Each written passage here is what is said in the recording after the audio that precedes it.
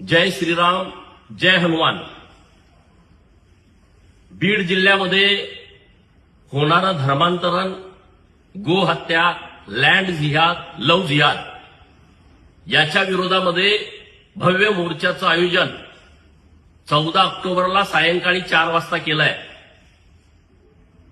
मी स्वतः या मोर्चासाठी येणार आहे।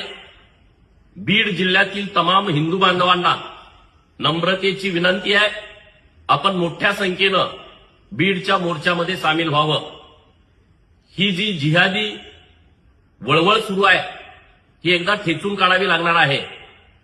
गोरगरीब लोकांना आमिष दाखवून, त्यांच्या अज्ञानाचा गैरफायदा घेऊन, त्यांच्या अडाणीपणाचा गैरफायदा घेऊन मोठ्या प्रमाणामध्ये धर्मांतरण सुरू आहे।